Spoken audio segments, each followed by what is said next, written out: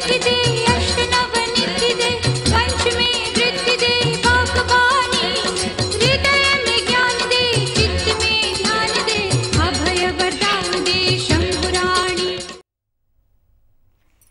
माता दी। दोस्तों, आप सभी का स्वागत है हमारे खास कार्यक्रम माँ के 9 रूप में। भक्तों, आप सभी को नवरात्र की हार्दिक शुभकामनाएं। इस नवरात्रि आप कैसे माँ दुर्गा को प्रसन्न करें, साथ ही उनका ज़्यादा से ज़्यादा आशीर्वाद कैसे प्राप्त करें, क्या हो पूजा की सही विधि विधान, कौन सा मंत्र करेगा माँ को अत्यधिक प्रसन्न, इन सारे सवालों के जवाब देने के लिए हमारे साथ मौजूद हैं आचार्य कृष्णा शर्मा जी। कृष्णा जी, बहुत बहुत स्वागत है आपका। जय माता दी। तो आज माँ कालरात्रि का दिन है। माँ कालरात्रि दुष्टों का संहार करने वाली हैं। माँ के रूप के बारे में कृष्णा जी से जानते हैं। जानना चाहेंगे माँ के स्वरूप के बारे में कृष्णा जी। बिल्कुल, माँ के स्वरूप के बारे में बताना चाहेंगे कि माँ का जो स्वरूप है, यानी कि माँ अम्बे की ही छाया रूप माँ काली, इनके बारे में बताना चाहेंगे। दुष्टों के संहार के लिए, महिषासुर संहार के लिए, चंडमुंड का नाश करने वाली माता का स्वरूप अति भयानक है, जिसको देखने मात्र से शत्रु और साथ ही भूत प्रेत बाधाएं डर के मारे भयभीत हो जाती हैं। माँ के स्वरूप के वर्णन के लिए यहाँ मैं बताना चाहेंगे कि माँ के एक हाथ में खड्डक है और एक हाथ में खप्पर है। खप्पर जिसे विश्वकर्मा जी ने दिया था और खड्डक काल ने दिया था। अनेक प्रकार से माँ शस्त्रों से सुशोभित यहाँ पर आप देख सकते हैं। माँ की पूजा आराधना, गले में मुंडमाला, शत्रुओं का विनाश करके अपने गले में मुंडमाला। जब रक्तबीज का संहार करने के लिए माँ युद्ध में उतरी तो उनके रक्त से और भी असुर जो पैदा हो रहे थे, तब माँ ने खड्डक उठाकर उनका शीश काटते हुए खप्पर में उनका लहू रखकर, लहू को उन्होंने रक्तों का पिया, उसके बाद मुंडमाला गले में डाली, जिससे जो है माँ के अति भयानक रूप को देखकर सारे असुर घबरा गए। माँ के एक रूप के वर्णन से ये भी बताना चाहेंगे, माँ को शमशान वासिनी भी कहा जाता है, क्योंकि शमशान वासिनी माँ के बारे में बताया जाता है कि इनकी पूजा आराधना मात्र से आप जो है शिव जी को प्रसन्न कर सकते हैं। माँ का जो वाहन है वो गधा है, जो बहुत ही मेहनती है। इसके ऊपर माँ ने अपना वाहन इसको बनाया हुआ है। साथ ही माँ की एक रूप को और भी हम देखते हैं कि इनके हाथ में जो खप्पर है, ब्रज है, वो इंद्र ने दिया है, सभी शस्त्रों से सुशोभित। और एक हाथ में आप दिया भी देखिए। माँ काली के बारे में कहा जाता है, जब आप माँ काली की पूजा अर्चना करते हैं तो अनेक प्रकार के जो विधि विधान है उसके अनुसार ही आप जो है पूजा आराधना करते हैं, क्योंकि जो परिवार में रहते हैं उनका विधि विधान अलग होता है, जो सिद्धि प्राप्ति के लिए करते हैं उनका विधि विधान अलग होता है। आज के दिन साधक का मन सहस्त्र सार में होता है, उसको उस चक्र को भेदने हेतु माता की पूजा आराधना से आप उस शस्त्र को भेद कर माँ को मना सकते हैं और अपने मन को शुद्ध कर सकते हैं। हमारे मन में जो भी भय होता है वो दूर होता है, हमारी समस्त मनोकामनाएं पूर्ण होती है। माँ के पूजा आराधना आज के दिन सरसों के तेल के दीपक से की जाती है या कपूर जलाकर आरती की जाती है। माँ की पूजा विधि विधान अनेक प्रकार से होती है, अलग अलग विधि होती है, मगर करना हमें किस प्रकार है, उसी प्रकार से हमें पूजा आराधना करनी चाहिए। माँ की आज के दिन भोग भी अलग होता है, हर प्रकार से जो है आप माँ के भोग के लिए यहाँ मैं बताना चाहेंगे, जैसे कि कोई अपनी अपनी सामर्थ्य के अनुसार तो होता है, मगर माँ काली का खास भोग होता है। गुड़ का भी भोग लगा सकते हैं, जैसी हमारी श्रद्धा है वैसे लगा सकते हैं, या फिर आटे और गुड़ का हलवा बना सकते हैं। अगर हम शत्रुओं से बहुत परेशान हैं तो ऐसे में माँ के शमशान वासिनी रूप की पूजा आराधना करते हैं, मगर पूजा विधि विधान भी इनका अलग होता है।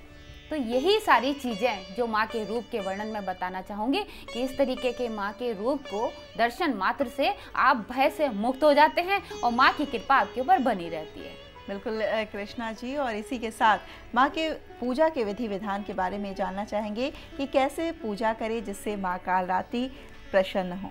बिल्कुल, माँ की पूजा विधि विधान में सबसे पहले ये बताना चाहेंगे, माँ को जिस चौकी पे आपने बैठाना है वहाँ पर लाल वस्त्र बिछाइए, उसके बाद माँ को विराजमान करिए। माँ को विराजमान करने के बाद आपने शंख में जल भर कर इसके बाद आपने आचमन से पवित्र करना है। पवित्र करने के बाद आपने कलश रखना है, कलश के ऊपर आपने नारियल रखना है, उसमें मौली लपेट के रखना है और अपनी जो मनोकामना है वो माँ को आपने बोलना है। इसके बाद आपने माँ को जब वस्त्र हम धारण करवाते हैं तो आपने जब चुन्नी चढ़ा दी, उसके बाद वस्त्रम के लिए हम माँ को जो है बोलेंगे वस्त्रम समर्पयामि। इस तरीके से कहते हुए माँ को हम मोली से, ये जो शुद्ध माना गया है, इसकी भी हम वस्त्र देते हैं। इसके बाद माँ को जैसे कि हम भोग लगाना चाहते हैं तो उसमें आप बतासे रख सकते हैं, गुड़ रख सकते हैं, पान चढ़ा सकते हैं, मीठा पान चढ़ा सकते हैं, पान सुपारी ध्वजा नारियल माँ को भेंट चढ़ाऊं मैं। तो इस तरीके से माँ के सामने ये हमारे पास जो है पान भी रखा हुआ है, सुपारी भी रखी है। ये पूजा सुपारी होती है, ये एक तरीके की भेंट होती है। जिस तरीके से नारियल होता है उसी प्रकार से पूजा सुपारी होती है। इसके बाद जब हम माँ की पूजा आराधना करते हैं तो हमने माँ के मस्तक पे यहाँ इस तरीके से आप देखेंगे, ये माँ के मस्तक पे हमने सिंदूर जरूर लगाना है और उसके बाद उनके चरणों में लगाना है, और चरणों में जो शंकर भगवान पड़े हुए हैं उनको भी लगाना है। माँ की पूजा आराधना में सबसे पहले माँ काली की जब हम पूजा आराधना करते हैं तो उससे पहले माँ गौरी की पूजा आराधना के लिए माँ को माला जरूर अर्पण करना चाहिए। इस तरीके से फूलम समर्पयामि करते हुए फिर उसके बाद आप माँ को लाल रंग का फूल भी आप माँ को समर्पित करिए। और इसके बाद आप गणेश जी की जब हम पूजा आराधना करते हैं तो गणेश जी को हम पूजना नहीं भूलना चाहिए क्योंकि सर्वप्रथम पूजनीय है। इसके बाद माँ काली को हम इसके बाद गुलाब के फूलों से माला चढ़ाते हैं। गुलाब के फूल आप चढ़ा सकते हैं, गुड़हल के चढ़ा सकते हैं, जैसी जैसी आपकी भावना हो वो आप माँ को चढ़ा सकते हैं। इसके बाद माँ के सामने आपने शंख की ध्वनि करनी है। बिना शंख के ध्वनि के माँ काली आपके घर में विराजमान नहीं होती है। ये सारी पूजा विधि विधान अगर आप करते हैं तो यकीन मानिए आपके घर में माँ की कृपा बनी रहती है, क्योंकि माँ अम्बा के ही छाया रूप है। हर स्त्री में अपनी छाया होती है, हर व्यक्ति में अपनी छाया होती है। वो एक प्रकार से हम अपनी छाया को मजबूत करते हैं, क्योंकि संसार में जो समस्त प्रकार के जो हमारे दुख हैं, जो भी कष्ट हैं, उससे आपको मुक्ति अगर पाना चाहते हैं तो माँ काली की पूजा आराधना करने मात्र से आपकी छाया भी उतनी मजबूत होती है, इतनी ही जो सकारात्मक होती है। कोई भी आपकी समस्या होती है उससे आपको निजात मिलती है। बिल्कुल कृष्णा जी, और इसी के साथ पूजा विधि अगर हमने जाना तो मंत्र का उच्चारण भी बहुत ज़रूरी होता है माता के लिए। तो क्या करें मंत्र का उच्चारण? चलिए माँ के मंत्रों के बारे में यहाँ मैं बताना चाहूँगी। माँ के मंत्रों के लिए यहाँ पर उच्चारण के बारे में बताना चाहेंगे। जब भी आप माँ की पूजा आराधना करते हैं तो आप ये देखेंगे कि माला का सबसे विशेष हम ध्यान रखते हैं। माला का अगर हम ध्यान रखते हैं तो उसमें जो है माला को जाप करते हुए आपने इस तरीके से या देवी सर्वभूतेषु काली रूपेण संस्थिता नमस्तस्ये नमस्तस्ये नमस्तस्ये नमो नमः, या ओम ह्रीम क्लीम कालिके नमः, इस मंत्र का भी जाप कर सकते हैं। एक बार फिर से कहना चाहूंगी, या देवी सर्वभूतेषु काली रूपेण संस्थिता नमस्तस्ये नमस्तस्ये नमस्तस्ये नमो नमः। फिर उसके बाद ओम काल रात्रि देवो नमः, ओम काल रात्रि देवो नमः, ओम चंडिकाए नमः। इस मंत्र का जाप करने से माता प्रसन्न होती है। और साथ ही सबसे जो अच्छा हमारा जो बीज मंत्र है, जिसे हम कहते हैं सिद्ध कुंजिका का जो हमारा मंत्र है, उसे जरूर हमें जपना चाहिए। ओम ऐम ह्रीम क्लीम चामुंडाए विचे, इस मंत्र का जाप करने से माता प्रसन्न होती है।